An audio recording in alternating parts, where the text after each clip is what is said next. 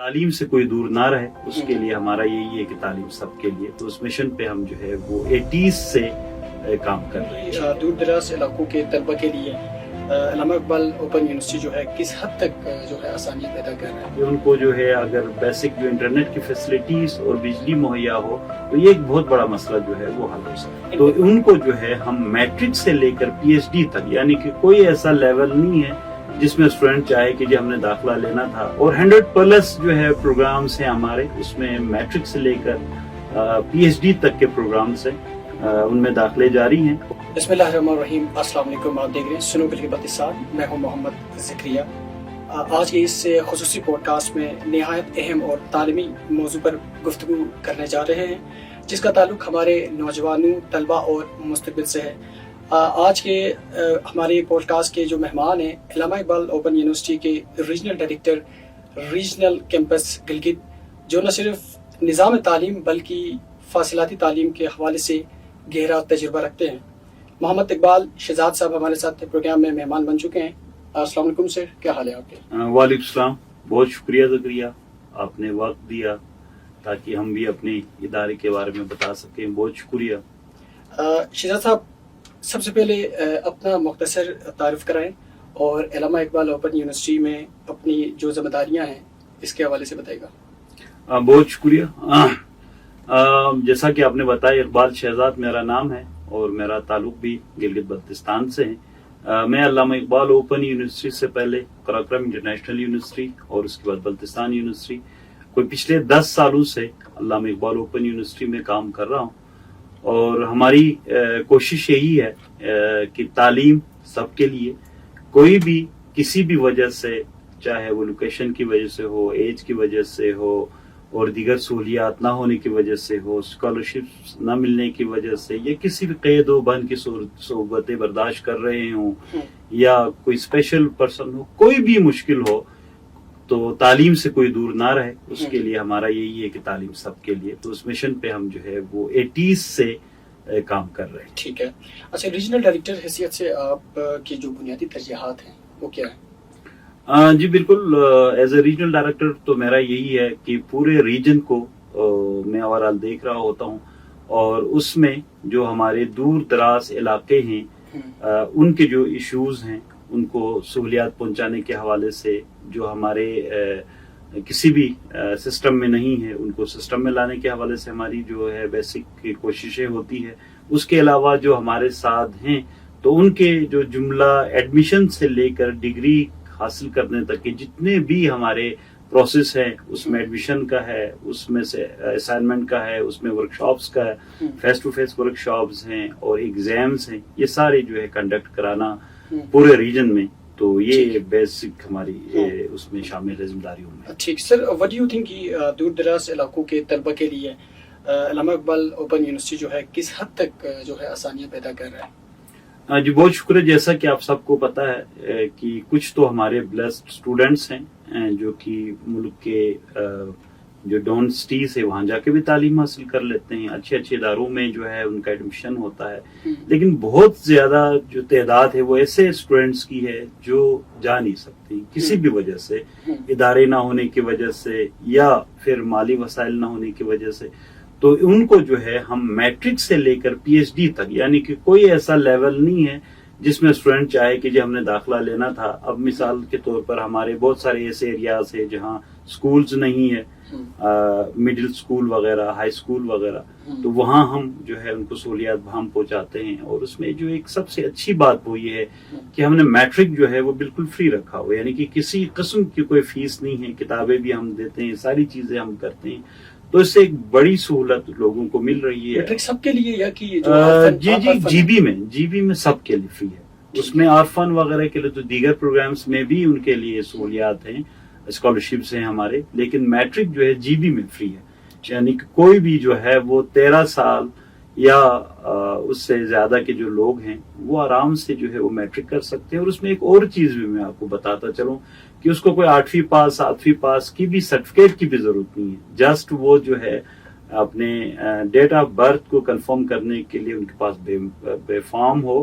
اور یا جو ہے ان کے پاس شناختی کارڈ ہو، تو وہ آرام سے ایک تصویر کے ساتھ ہمارے پاس میٹرک میں داخلہ لے سکتے ہیں اور آگے پڑھ سکتے ہیں.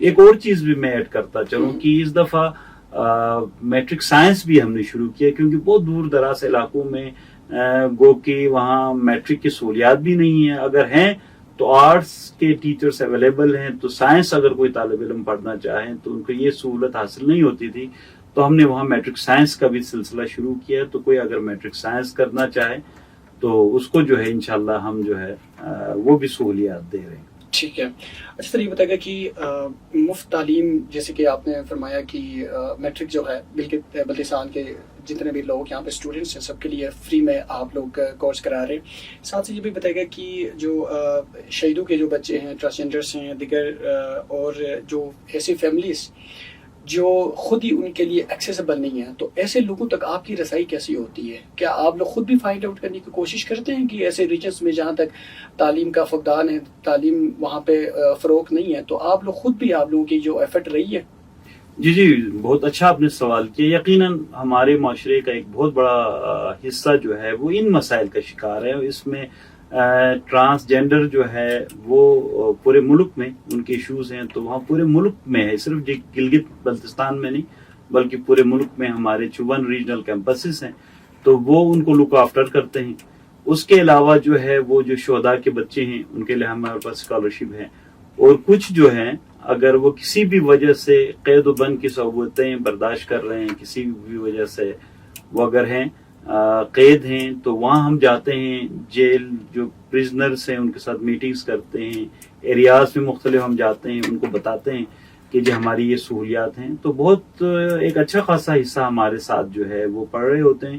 اور وہ لوگ جو جیل میں بند ہے تو ایگزام سینٹر میں نہیں جا سکتے, تو ان کے لیے ہم ایگزام سینٹر ہی جیل میں ہی بناتے ہیں. وہاں جو ہے ہم اپنا سپرنٹینڈنٹ ڈپٹی سپرنٹینڈنٹ وہاں بھجوا دیتے ہیں, وہ آرام سے اپنے ہی جگہ پہ, کیونکہ ان کے ایشوز ہوتے ہیں, سیکورٹی کے ایشوز ہوتے ہیں, دشمنیاں ہوتی ہیں اور بہت سارے ایشوز ہوتے ہیں. تو ان کے لیے ہم نہ صرف ایجوکیشن کی سہولیات اسکالرشپ کے ساتھ مہیا کرتے ہیں بلکہ ان کے لیے ایگزام سینٹرز بھی وہاں قائم کرتے ہیں. ٹھیک ہو گیا. اچھا, آپ کیا سمجھتے ہیں کہ گلگت بلتستان جیسے پہاڑی علاقوں میں تعلیم کے فروغ کے لیے سب سے جو بڑا چیلنج ہے وہ کیا ہو سکتا ہے ویسے؟ جی اس میں بہت ساری چیزیں ہیں. بیسک فیسلٹی اسٹوڈنٹ کو میسر نہیں ہے, اگر ہے تو پھر ٹیچرز کی کمی جو ہے, ہیومن ریسورس کی کمی ہوتی ہے, دیگر مشکلات ہیں. لیکن ایک اور جو اہم چیز ہیں جس کے لیے میں سمجھتا ہوں کہ ہمارے گورنمنٹ کو بھی کام کرنے کی ضرورت ہے, وہ ہے بجلی اور انٹرنیٹ وغیرہ کا جو سہولیات ہیں. کیونکہ ٹیچر اگر اویلیبل نہیں ہے تو اسٹوڈنٹس جو ہیں وہ گوگل پہ جا کے بہت سارے اچھے جو ہے وہ چینلز کے ساتھ اور اچھے جو ہمارے ٹیوٹرز ہیں ان سے رابطہ کر سکتے ہیں. تو یہ ایک بڑا چیلنج ہے کہ ان کو جو ہے اگر بیسک جو انٹرنیٹ کی فیسلٹیز اور بجلی مہیا ہو تو یہ ایک بہت بڑا مسئلہ جو ہے وہ حل ہو سکتا ہے. انٹرنیٹ اور بجلی کا ایک ایشو میں دیکھ رہا ہوں کہ جی سردیوں میں بھی بڑا مسئلہ ہے. اس پہ بہت سارے ہمارے اسٹوڈنٹس جو ہیں وہ بیچارے جو ہے ورکشاپ اور وہ ساری چیزیں کورس کر رہے ہوتے ہیں, اور جا کے کوئز کے دوران بس ان کا کوئز رہ جاتا ہے, کبھی کوئی اور ایشو آ جاتا ہے. مشکلات ٹیچرز کو بھی یقیناً ہے, وہ بھی بہت ساری چیزیں جو یہ سمجھتے ہیں کہ صرف اسٹوڈنٹس کو نہیں, ہمارے جو ٹیوٹرز ہیں وہ ساری چیزیں آن لائن چیک کرتے ہیں, تو ان کو بھی یقیناً بجلی اور یہ انٹرنیٹ کی وجہ سے مشکلات ہیں. ٹھیک ہے. ریسنٹلی سر ایک یہ نیوز بھی گردش کر رہی تھی کہ شروع میں جو ہے 9-10 جس کی جو میٹرک ہے وہ اگر آرٹس میں کرنے کے بعد وہ سائنس جو ہے آگے سبجیکٹ نہیں لے سکتا, لیکن کوئی اس طرح ابھی کوئی قانون بنایا گیا ہے جو میٹرک کے بعد آرٹس کے بعد جو ہے وہ سائنس کی طرف شفٹ ہو سکتا ہے. جی بالکل. شروع میں جو ہے وہ آپ کو پتا ہے کہ ہمارے ایجوکیشن سسٹم میں تجربات بہت ہوتے ہیں, تو شروع میں تو یہ ایک سہولت تھی کہ آپ جو ہے پری میڈیکل میں, لیکن آپ جو ہے میتھس وغیرہ کا ایگزام دے کے پری انجینئرنگ بھی آپ کر سکتے تھے. پھر بعد میں اس کو بند کیا اور میٹرک سائنس کے لیے یہ کہا کہ جی پریکٹیکل چونکہ انوالو ہوتے ہیں تو چند مخصوص اداروں میں ہی صرف وہ میٹرک سائنس کر سکتے ہیں, اور میٹرک سائنس کے بعد جو آپ کا FFSC ہے اس میں اگر کوئی آرٹس کیا ہوا تو وہ نہیں کر سکتے. اس طرح بہت ساری چیزیں تھی, لیکن اس پہ ابھی کام ہو رہا ہے. میٹرک سائنس تو شروع ہو چکا ہے, ان کا جو ہے وہ ایک پیپر ہوتا ہے پریکٹیکل کا. پہلے یہ ہوتا تھا کہ ان کے 15 نمبر یا پہلے 30 نمبر کا ایک پریکٹیکل ہوتا تھا, باقاعدہ ان کو ڈیمانسٹریشن اور چیزیں کرنی پڑتی تھی. ابھی اس کے بدلے میں ایک پیپر جو ہے ان کو دینا پڑتا ہے. تو یہ چیزیں تو ہو گئی اور اس پہ بھی کام ہو رہا ہے. تو یہ ہوپ فلی بات میں جو ہے اگر بندہ کر سکتا ہے تو اپنے آرٹس کے ساتھ میٹرک کیا ہو لیکن بعد میں جو ہے FFSC کر سکتا ہے. اچھا سر, آن لائن کے حوالے سے آپ نے جس طرح کی بات کی آپ نے کہ اسائنمنٹس آن لائن سبمٹس ہوتی ہیں, ڈیوریشن کیا ہوتا ہے اس کا, ایک اسائنمنٹ سبمٹ کرنے کا, اور آل دا سینوریو آپ کا کیا فارمیٹ ہوتا ہے؟ جی بالکل, اس میں ہمارے ایک تو میٹرک لیول کے جو اسٹوڈینٹس ہیں انہوں نے تو بائی پوسٹ ہی بھجوانا ہے. صحیح. ان کو آن لائن سبمٹ کرانے کی ضرورت نہیں ہوتی FA BA وغیرہ تک. لیکن جو ہمارے BS کے اسٹوڈینٹس ہیں یا ہمارے جو B.Ed کے اسٹوڈینٹس ہیں تو ان کے لیے لازمی ہے کہ وہ آن لائن اس کو سبمٹ کرتے ہیں. اور اسائنمنٹس ہر سبجیکٹ کے 1-2 جو اسائنمنٹس ہوتے ہیں ان کے لیے ان کو مہینہ 2 مہینے کا ٹائم مل جاتا ہے. تو اس کے دوران انہوں نے جیسے ان کا داخلہ ہو جاتا ہے, داخلہ ہمارا جنوری اور جولائی میں ہوتا ہے, تو اس کے 2 مہینے کے بعد ان کے اسائنمنٹ کا سلسلہ شروع ہو جاتا ہے. تو انہوں نے اگلے 2 مہینے ایگزام سے پہلے جو ہے اپنے جو ٹیوٹرز ہیں ان کا ایک ہوتا ہے CMS, ایک ہوتا ہے LMS. تو اس کو ہم پاسورڈ ID وغیرہ بھجواتے ہیں تو اس میں سارا دیا ہوا ہوتا ہے, یعنی کہ آپ کے پاس کتابیں بھی موجود ہوتی ہے, اس کو آپ ڈاؤن لوڈ کر سکتے ہیں. سافٹ میں آپ کا کوشچن پیپر بھی ہوتا ہے.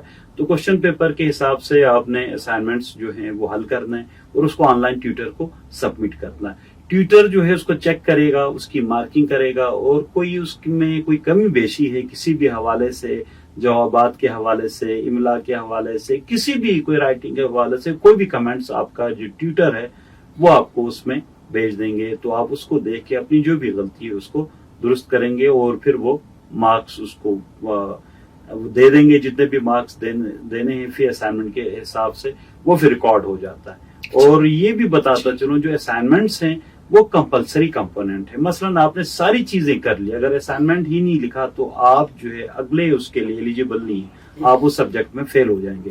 تو یہ سب سے اہم آپ کا ایک کمپوننٹ ہے اسائنمنٹ. اچھا, آخر بھی بتائے گا کہ سر کی اکثر لوگوں کا یہ پرسپشن بنا ہوا ہے کہ فاصلاتی جو تعلیم ہے وہ ایک اس لیول کا نہیں ہے یا اس معیار اس میں نہیں ہوتا جس طرح کا ہم فارمل تعلیم حاصل کرتے ہیں اسکولس کوئی پراپر ادارے میں جا کے. تو وٹ یو تھنک کہ اس میں کتنی صداقت ہے سروس ہے؟